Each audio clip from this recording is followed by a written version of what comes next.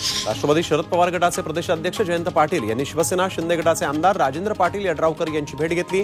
जयसिंगपूरमधल्या घरी दोघांची भेट झाली। शिवसेना ठाकरे गटाचे हातकणंगलेचे उमेदवार सत्यजित पाटील सरुडकर यांना निवडणुकीमध्ये मदत करावी या मागणीसाठी जयंत पाटलांनी आमदार यड्रावकर यांना साकडंही घातलंय। आमचा कारभार सहकार महर्षींच्या काळापासून पारदर्शक आहे, त्यामुळे आम्हाला ईडी किंवा इतर तपास यंत्रणांची भीती वाटत नाही, असं विधान धैर्यशील मोहिते पाटील यांचे काका जयसिंग मोहिते पाटलांनी केलंय। भाजप आमदार रणजितसिंह मोहिते पाटील वगळता इतर सर्व मोहिते पाटील कुटुंब 14 तारखेला राष्ट्रवादी शरद पवार गटात प्रवेश करणार आहेत। धैर्यशील मोहिते पाटील या 16 एप्रिलला उमेदवारी अर्ज देखील दाखल करतील। शरद पवारांनी भाजपचे ज्येष्ठ नेते चंद्रराव तावरे यांची भेट घेतलेली आहे। तावरे हे माळेगाव सहकारी साखर कारखान्याचे माजी चेअरमन आहेत। 1997 साली चंद्रराव तावरेंनी शरद पवारांची साथ सोडली होती।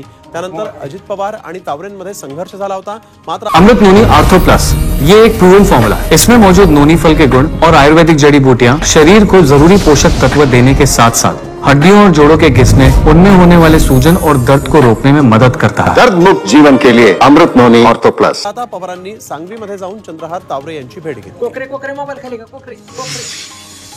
सांगली लोकसभेची जागा काँग्रेसला मिळावी यासाठी म्हणून जिल्ह्यातील काँग्रेस अद्यापही आग्रही आहे, तर इच्छुक उमेदवार विशाल पाटलांनी अपक्ष निवडणूक लढवण्याच्या दृष्टीने तयारी सुरू केली आहे। यासाठी तालुकानिहाय कार्यकर्त्यांच्या बैठका घेऊन विशाल पाटील त्यांच्याकडून अपक्ष निवडणूक लढवावी की नाही याबाबत मतं जाणून घेत आहेत। पुणे शहर काँग्रेसचे ओबीसी सेलचे अध्यक्ष प्रशांत सुरशे यांना अचानकपणे पदावरून काढून टाकण्यात आलं। त्यांच्या जागेवर आता प्रदीप परदेशी यांची नियुक्ती करण्यात आली। मात्र दुसऱ्या गटाने या निर्णयाला आव्हान दिलेलं आहे। त्यानंतर सुरशे यांना पदावर कायम ठेवण्यात आल्याबाबतचं पत्र पक्षाच्या ओबीसी आघाडीच्या केंद्रीय सरचिटणीस यांनी काढलं आहे।